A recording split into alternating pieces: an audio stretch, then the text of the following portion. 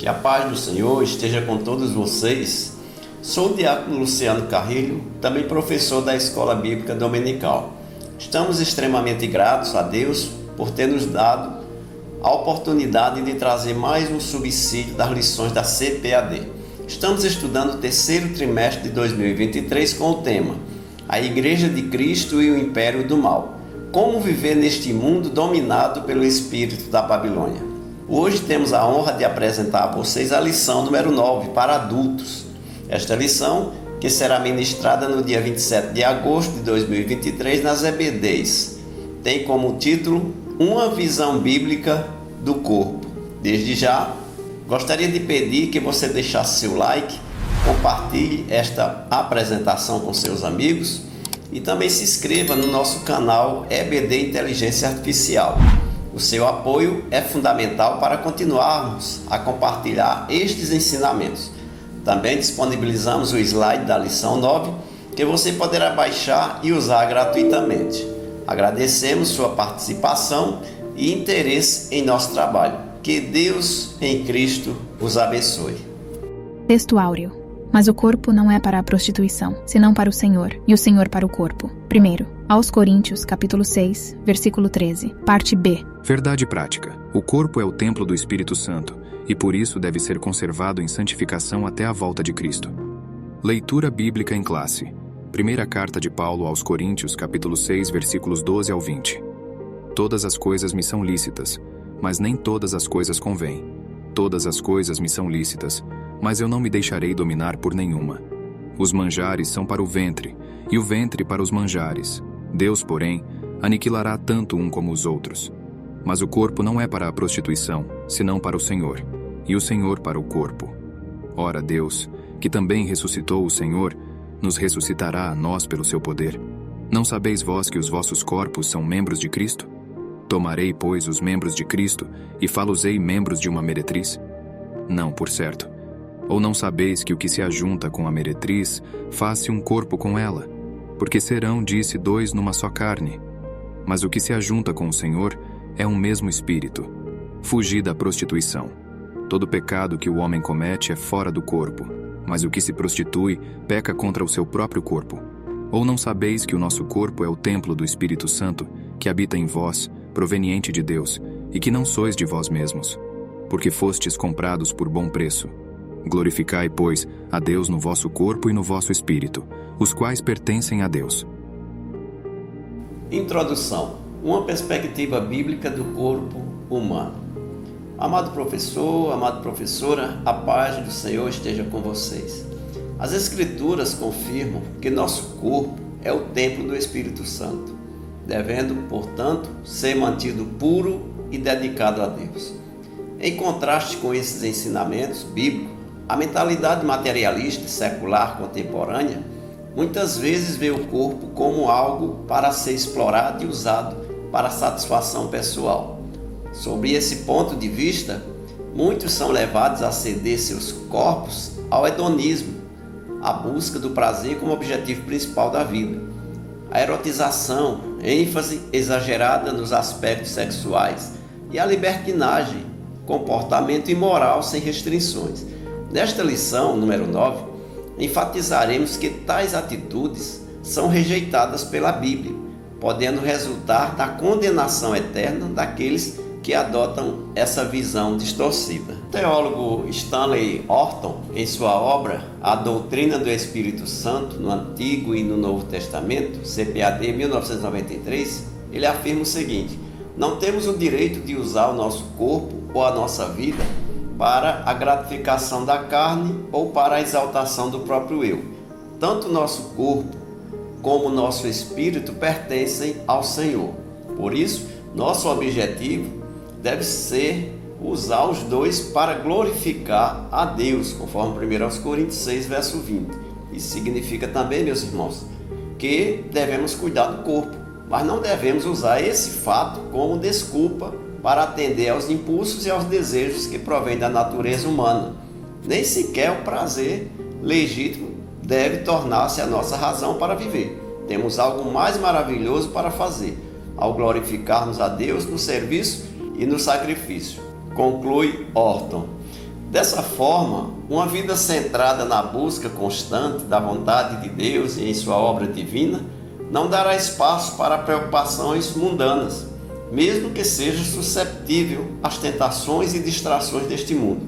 O cuidado com o corpo, meus irmãos, portanto, envolve alimentar uma vida espiritual robusta, de modo que o andar em espírito, conforme Gálatas 5,16, prevaleça sobre as tendências desenfreadas da carne. Abordaremos agora os tópicos e subtópicos da lição número 9. O primeiro subtópico tem como título a criação do ser humano. Vamos abordar neste tópico 3 subtópicos. O primeiro, a origem da raça humana. O segundo, a constituição do ser humano. E o terceiro, a queda e restauração humana. Faremos agora uma análise aqui nesse primeiro subtópico do primeiro ponto. O ser humano foi criado de maneira única. Isso é fato bíblico, refletindo a imagem e semelhança divinas. Gênesis 1, 26 e 27. Isso ressalta que a criação humana foi um ato sobrenatural e imediato, desassociado de um processo evolutivo. O homem, referido como Adão, em hebraico, foi originado da umidade da terra. Gênesis 2 e 7. Uma palavra que também pode significar homens ou humanidade. Salmo 73, verso 5, Isaías 31, verso 3. Adão foi o primeiro ser humano, formado por Deus. Gênesis 2, 15, 19 e 20. E Eva foi a primeira mulher, moldada do corpo de Adão. Gênesis 2, 22 e Gênesis 3 e 20. Como metáfora, a criação do homem e da mulher é descrita como barro modelado por um oleiro, com Deus soprando em seus narizes o fôlego da vida. Gênesis 2, 7b. Um ato que nos distingue de outras criaturas. Saber que fomos criados à imagem e semelhança de Deus, conforme Gênesis 1, 26 e 27, instila em nós um senso de dignidade e propósito. Não somos um acidente de percurso ou um acidente como o Big Bang, como muitas teorias afirmam, mas somos uma criação deliberada e amada por Deus. Assim como o fôlego de Deus deu vida ao homem, Gênesis 2, 7b, podemos buscar em nossa vida o sopro divino que nos dá direção e também significados. Segundo subtópico, a constituição do ser humano. De acordo com a nossa declaração de fé das Assembleias de Deus, o ser humano é composto por uma parte externa, o corpo, ou a carne, conforme Gênesis 6, verso 3, Salmo 78, verso 39, e uma parte interna, o homem interior, feito de espírito e alma, conforme 2 Coríntios 4, 16, 1 Tessalonicenses 5, 23. Esta tricotomia, corpo, alma e espírito, conforme Hebreus 4 e 12, é como uma triade harmônica, cada elemento em ressonância com o outro. Um exemplo podemos dar dessa estrutura é como uma árvore. O corpo seria o tronco visível, a alma as raízes ocultas e o espírito os frutos e folhas. Esta constituição também se reflete na pessoa de Cristo. Lucas 23, 46, 24, 39. A parte espiritual nos conecta a Deus, enquanto a alma engloba a mente, emoções e vontade.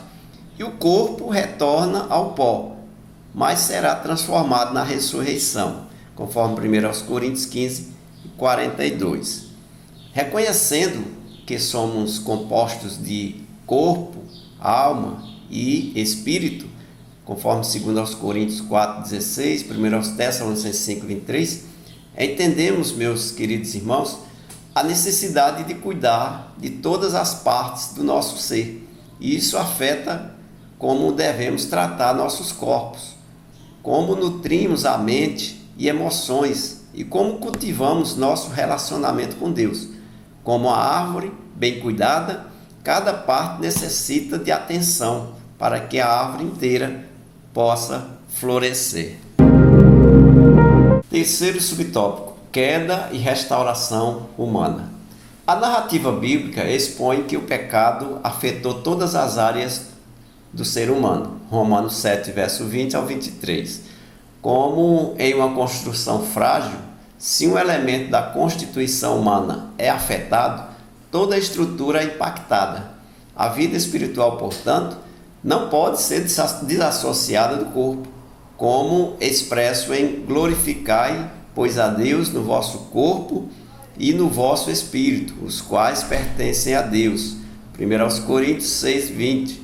Essa integridade requer uma conduta irrepreensível, tanto no espiritual quanto na alma e no corpo. 1 Tessalonicenses 5, 23. A santificação, meus irmãos, a busca de pureza, deve alcançar tanto o tangível quanto o intangível no homem, assim como a luz permeia tanto o ar quanto a água. Contudo, esta restauração só é possível através do sangue de Jesus, a ação do Espírito e a palavra de Deus.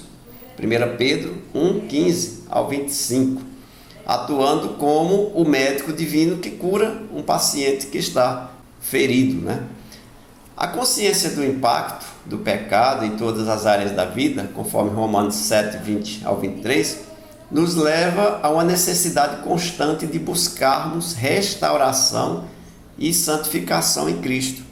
Esta jornada não é apenas pessoal, não, mas envolve nossa relação com os outros e com Deus.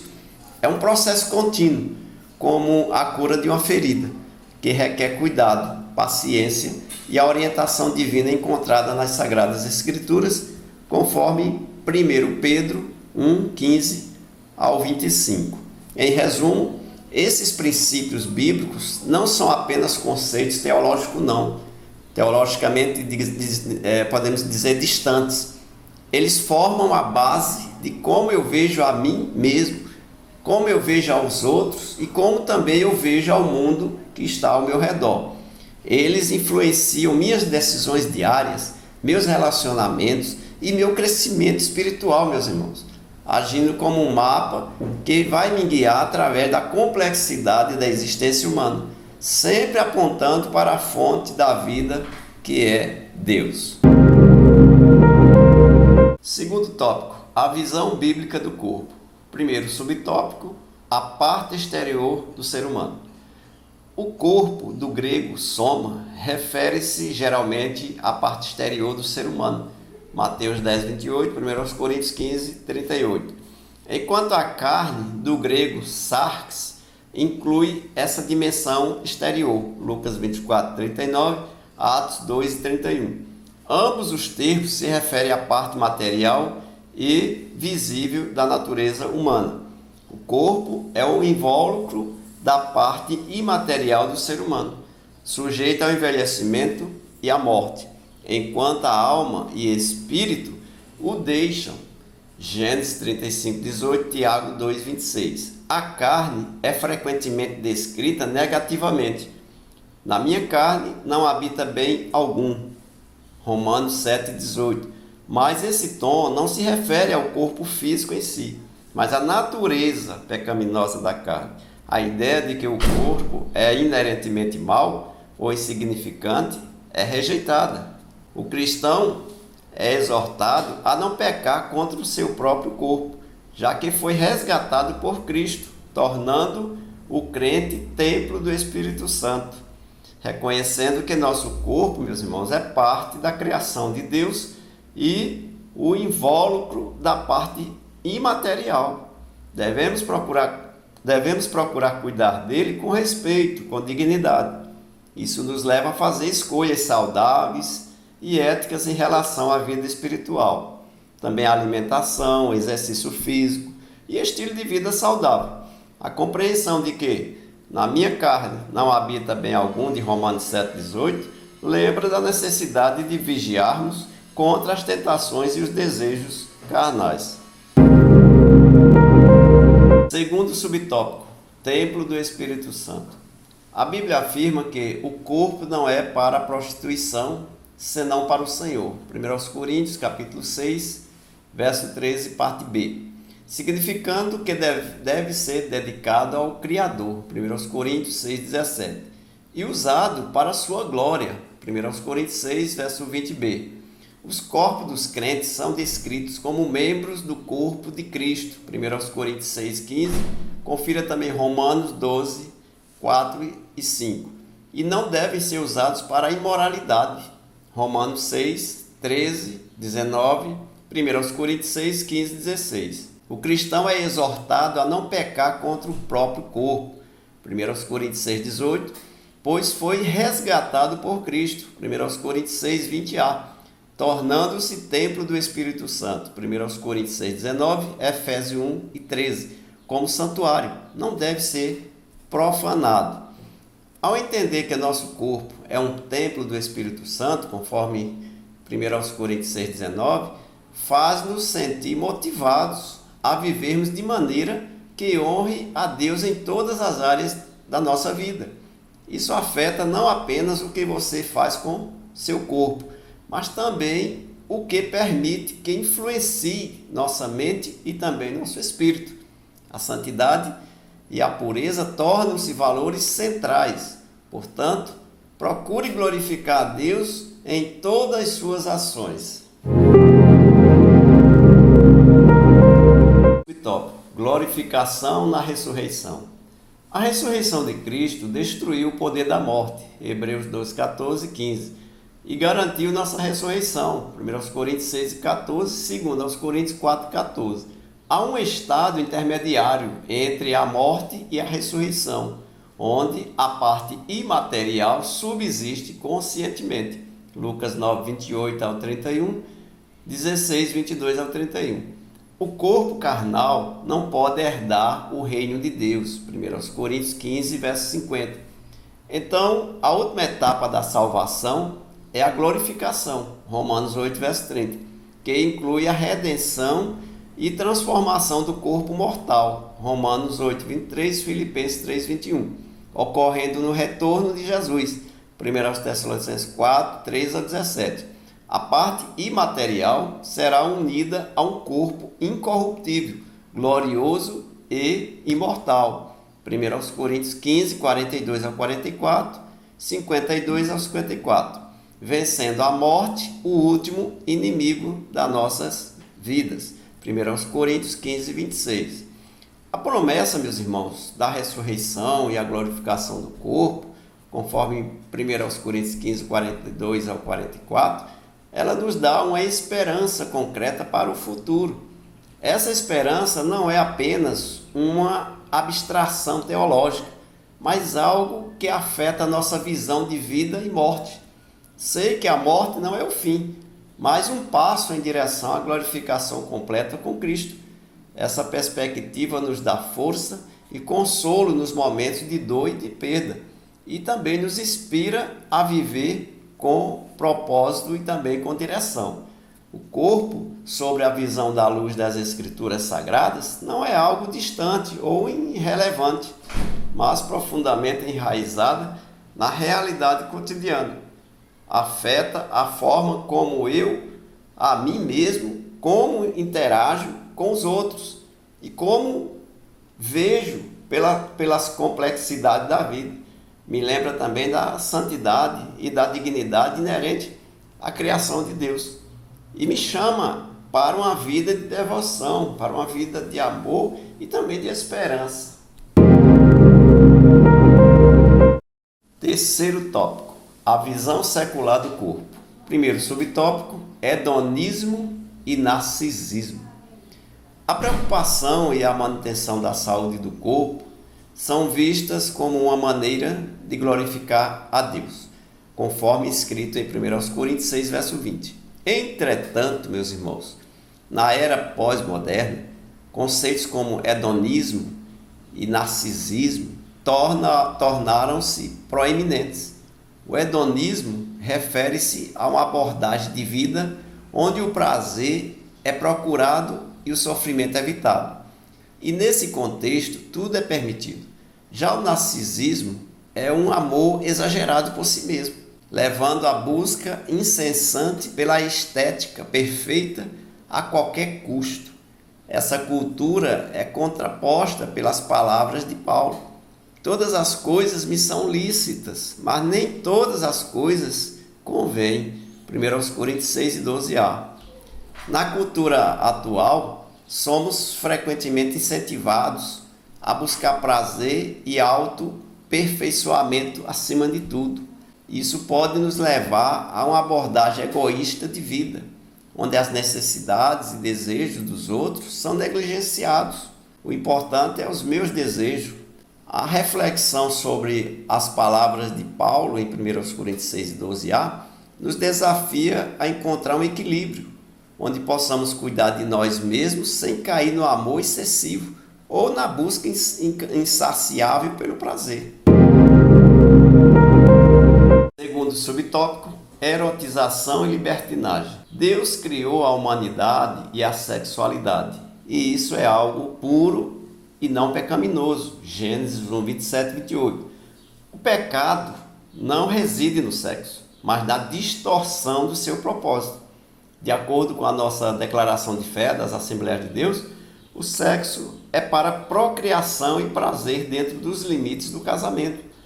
Romanos 1, 26, 27, Hebreus 13, 4. Contudo, a erotização do corpo é amplamente explorada na cultura contemporânea, levando à conduta sexual imoral e licenciosa. 1 Coríntios 6, 10. Paulo alerta: todas as coisas me são lícitas, mas eu não me deixarei dominar por nenhuma. 1 Coríntios 6, 12b. A influência das mídias e da cultura na erotização do corpo é algo que nos afeta. É essencial para reconhecer a pureza e o propósito da sexualidade, como descrito lá em Gênesis 1, 27 e 28, Romanos 1, 26 e 27, Hebreus 13, verso 4, e lutar para honrar esses princípios em nossas vidas. Isso significa resistir à pressão da sociedade para se conformar com padrões imorais e manter uma postura de respeito, uma postura de dignidade em relação ao nosso corpo. Terceiro subtópico, liberdade e autonomia. A Bíblia afirma que os seres humanos têm livre-arbítrio, Gênesis 2, 16 e 17, indicando a capacidade de tomar decisões autônomas e autogovernar-se. Ainda assim, todos os atos serão julgados por Deus, conforme Eclesiastes 12, 14. Hoje em dia, meus irmãos, o secularismo e o existencialismo ateu promovem uma visão banalizada do corpo, onde o homem busca liberdade incondicional, exercendo controle total sobre o corpo. Isso inclui ações como a legalização do aborto, prostituição, drogas e suicídio assistido. Paulo ressalta a posição a essa perspectiva, afirmando: não sabeis que não sois de vós mesmos? 1 Coríntios 6 e 19. A ideia de total liberdade e controle sobre o nosso corpo é atraente, mas a visão bíblica nos lembra que não somos donos de nós mesmos. 1 Coríntios 6, 19. Isso é um chamado à humildade e à consciência de que somos responsáveis por como tratamos nosso corpo e nossa vida. A autonomia é importante, mas deve ser equilibrada com responsabilidade e reverência pela vida e pelo corpo como dons de Deus. Chegamos então à nossa conclusão. Criado da terra, à imagem e semelhança divinas, o homem é constituído de 3 substâncias: espírito, alma e corpo. 1 Tessalonicenses 5, 23. Nessa concepção, não podemos pecar com o corpo sem afetar o espírito e a alma. 1 Coríntios 6 e 15 ao 17. O corpo é morada do espírito, que não habita em santuário impuro. 1 Coríntios 6, 18 e 19. Na vinda de Cristo, o corpo dos santos será glorificado. 1 Coríntios 15, 52. Assim, o corpo não deve ser tratado como algo pejorativo. O princípio de cuidado e santidade do corpo deve ser observado pelos que pertencem a Deus. 1 Coríntios, capítulo 6 e o versículo 20. Queridos irmãos, chegamos ao final de mais uma lição. Se foi bênção para você, não se esqueça de deixar o seu like, compartilhar e se inscrever no canal EBD Inteligência Artificial Serviço do Reino de Deus. Até a lição 10, se assim Deus nos permitir.